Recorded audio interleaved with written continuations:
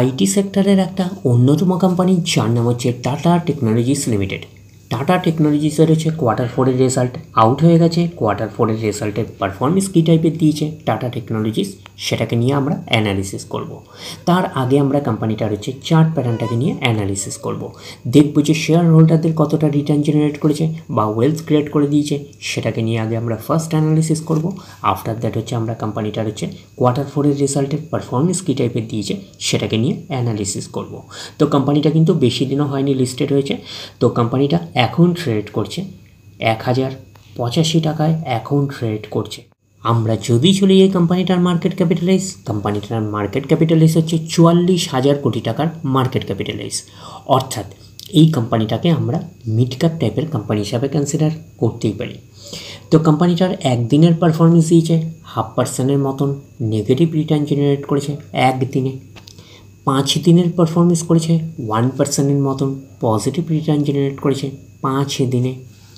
আমরা যদি চলে যাই এক মাসে হচ্ছে 1.5% মতন নেগেটিভ রিটার্ন জেনারেট করেছে এক মাসে।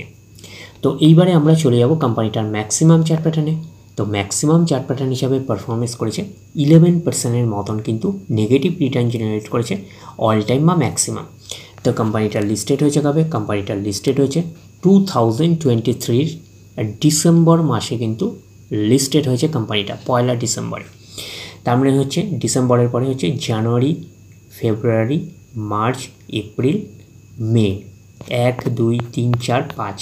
তার মানে কোম্পানিটা লিস্টেড হয়েছে 5 মাস হয়েছে লিস্টেড হয়েছে। তো ম্যাক্সিমাম চার্ট প্যাটার্নটাকে এখনও অবধি আমরা ডিসেন্ট হিসাবে কনসিডার করতে পারছি না। তার কারণটা কি? বেশি দিনের ডেটা হিস্ট্রি অ্যাভেলেবেল নয়, শুধুমাত্র 5 মাসের ডেটা হিস্ট্রি অ্যাভেলেবেল। তো সেই কারণে ম্যাক্সিমাম চার্ট প্যাটার্নটাকে এখনও অবধি ডিসেন্ট হিসাবে কনসিডার করতে পারছি না।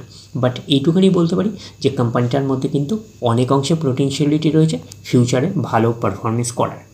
তো এখন এবারে আমাদের দেখার বিষয় কোম্পানিটার কোয়ার্টার 4-এর রেজাল্টের পারফরমেন্স কী টাইপের দিয়েছে। তাহলে আমরা চলে যাচ্ছি কোম্পানিটার কোয়ার্টার 4-এর রেজাল্টে। আমরা চলে আসলাম কোম্পানিটার হচ্ছে কোয়ার্টার 4-এর রেজাল্টের পিডিএফ ফাইলে। আগে আমরা আমরা দেখে নেব কোম্পানি ডিভিডেন্ড ডিক্লেয়ার করেছে নাকি, এটাকে আগে আমরা দেখে নেব। তো এখানে লেখা দেখতেই পাচ্ছেন রেকমেন্ডেড আর ফাইনাল ডিভিডেন্ড 8.40 টাকা করে কিন্তু ফাইনাল ডিভিডেন্ড আর রেকমেন্ড করেছে। আর তার সাথে হচ্ছে স্পেশাল ডিভিডেন্ড হচ্ছে 1.65 টাকা। তার মানে টোটাল হচ্ছে আর 9 টাকা 10 টাকা 5 পয়সা। তার মানে 10 টাকা 5 পয়সা হচ্ছে ডিভিডেন্ড ডিক্লেয়ার করেছে। তার মধ্যে হচ্ছে ফাইনাল ডিভিডেন্ড রয়েছে 8.40 টাকা। তো ফাইনাল ডিভিডেন্ডের ক্ষেত্রে কিন্তু শেয়ার হোল্ডারদের অ্যাপ্রুভালের প্রয়োজন হয়, এইটুখানি মাথায় রাখবেন। এইবারে আমরা চলে যাব কোম্পানিটার হচ্ছে কোয়ার্টার 4-এর রেজাল্টে। দেখব যে কোয়ার্টার 4-এর রেজাল্টের পারফরমেন্স কী টাইপের দিয়েছে। তো আমরা চলে আসলাম 14 নম্বর পেজে, 14 নম্বর পেজে আমরা পাচ্ছি কোয়ার্টার 4-এর রেজাল্ট। আগে আমরা দেখে নেব যে সিকোয়েন্সগুলো ঠিকঠাকভাবে সাজানো রয়েছে নাকি, এটাকে আগে আমরা দেখে নেব। এটা হচ্ছে এই কোয়ার্টার, মিনস হচ্ছে কোয়ার্টার 4, এটা প্রিভিয়াস কোয়ার্টার, আর এটা হচ্ছে 1 বছর আগে। তাহলে সিকোয়েন্সগুলো ঠিকঠাকভাবে সাজানো রয়েছে, আমরা এইটুকুনি বলতেই পারি। এইবারে আমরা দেখে নিই যে অ্যামাউন্টগুলো কিসে দিয়েছে। অ্যামাউন্টগুলো হচ্ছে কারার্সে দিয়েছে অ্যামাউন্টগুলো। তো এইবারে আমরা চলে যাব কোম্পানিটার টোটাল ইনকামে। তো টোটাল ইনকামে যাওয়ার আগে আমরা কি করব, একটু লার্জ করে নিয়ে অ্যাডজাস্ট করে নেব, তাহলে আপনাদের কাছে ব্যাপারটা আরও ভিজিবল হবে। তো এইবারে আমরা চলে আসছি কোম্পানিটার টোটাল ইনকামে। তাহলে পাচ্ছি কি, এই কোয়ার্টার মিস হচ্ছে কোয়ার্টার 4-এ 1325, প্রিভিয়াস কোয়ার্টারে ছিল 1320 এবং 1 বছর আগে ছিল 1449। তাহলে 1 বছর আগের 1449টা এখন কত হয়ে গেছে, 1325। তাহলে আমরা বলবো ইয়ার অন ইয়ার বেসিস কিন্তু ডাউন পারফরমেন্স করেছে টোটাল ইনকামে। প্রিভিয়াস কোয়ার্টারে ছিল কত, 1320, সেটা হয়ে গেল এই কোয়ার্টার মিস হচ্ছে কোয়ার্টার 4-এ হয়ে গেল 1325। তাহলে আমরা বলবো quarter on quarter basis slightly jump বা ফ্ল্যাটিস টাইপের পারফরমেন্স করেছে টোটাল ইনকামে। ন্যাচারাল ব্যাপার, আমরা জানি যে ইনকাম করতে গেলে কোম্পানিকে এক্সপেন্সেস করতেই হবে। তো এখন দেখার বিষয় কোম্পানিটা ইনকাম করতে গিয়ে কতটা এক্সপেন্সেস করেছে। তাহলে আমরা চলে আসলাম টোটাল এক্সপেন্সেসে। তাহলে পাচ্ছি কি, এই কোয়ার্টার মিস হচ্ছে কোয়ার্টার 4-এ 1094, প্রিভিয়াস কোয়ার্টারে ছিল 1085 এবং 1 বছর আগে ছিল 1189। তাহলে 1 বছর আগের 1189টা এখন কত হয়ে গেছে 1094। তাহলে আমরা বলবো ইয়ার অন ইয়ার বেসিস কিন্তু ডাউন পারফরমেন্স করেছে টোটাল এক্সপেন্সেসে। তাহলে প্রিভিয়াস কোয়ার্টারে ছিল কত 1085, সেটা হয়ে গেল এই কোয়ার্টার, মিনস হচ্ছে কোয়ার্টার 4-এ হয়ে গেল 1094। তাহলে আমরা বলবো কোয়ার্টার অন কোয়ার্টার বেসিস হচ্ছে স্লাইটলি জাম্প রয়েছে টোটাল এক্সপেন্সেসে। এইবারে আমরা বের করব কি, এইবারে আমরা বের করব হচ্ছে অপারেটিং প্রফিট। কি করে বের করব অপারেটিং প্রফিট?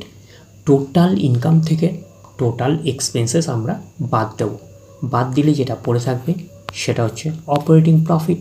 টোটাল ইনকাম পেয়ে গেছি, টোটাল এক্সপেন্সেস পেয়ে গেছি, টোটাল ইনকাম থেকে টোটাল এক্সপেন্সেস আমরা বাদ দেব, বাদ দিলে পড়ে থাকছে অপারেটিং প্রফিট। অর্থাৎ আপনারা বলতে পারেন প্রফিট বিফোর ট্যাক্স, এটাকেই আমরা অপারেটিং প্রফিট বলতে পারি। তাহলে আমরা পাচ্ছি কি, এই কোয়ার্টার মিনস হচ্ছে কোয়ার্টার 4-এ 230, প্রিভিয়াস কোয়ার্টারে ছিল 235 এবং 1 বছর আগে ছিল 260। 1 বছর আগের 260টা এখন কত হয়ে গেছে 230। তাহলে আমরা বলবো ইয়ার অন ইয়ার বেসিস কিন্তু ডাউন পারফরমেন্স করেছে অপারেটিং প্রফিটে।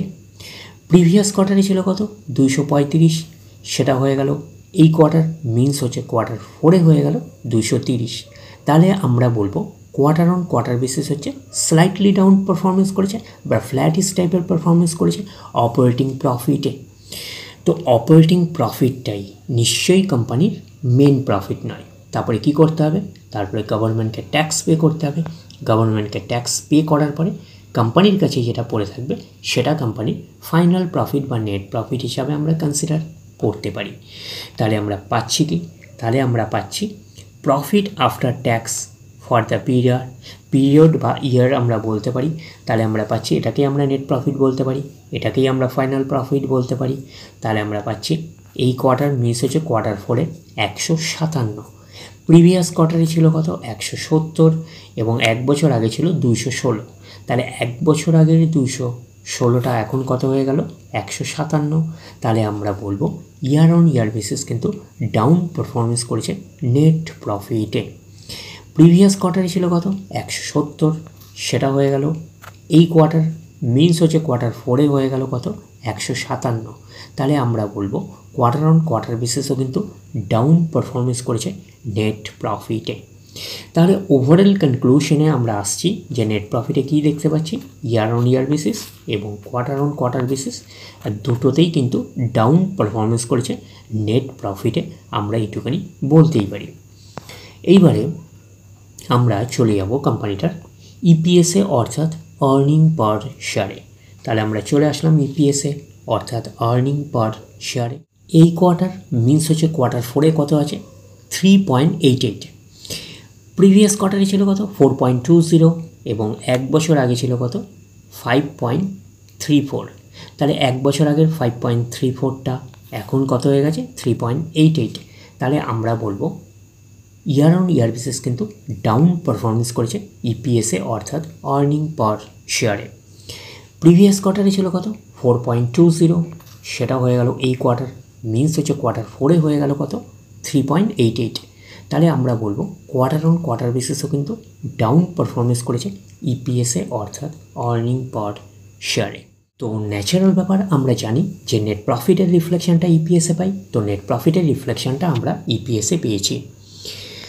তো ওভারঅল কনক্লুশন কী দাঁড়ালো, তো ওভারঅল কনক্লুশনে আমরা বলতে পারি যে টাটা টেকনোলজিসের হচ্ছে কোয়ার্টার 4-এর রেজাল্ট সেই অর্থে খুব একটা বেটার পারফরমেন্স করেনি, আমরা এইটুকুনি বলতে পারি। একটা ওকে টাইপের একটা পারফরমেন্স করেছে, আমরা এইটুকুনি বলতেই পারি। তাহলে ওভারঅল ভিউটা আপনাদের কাছে ক্লিয়ার। তাহলে এই অবধি, নেক্সট ভিডিওতে আবার আপনাদের সাথে আমার দেখা হচ্ছে। ধন্যবাদ।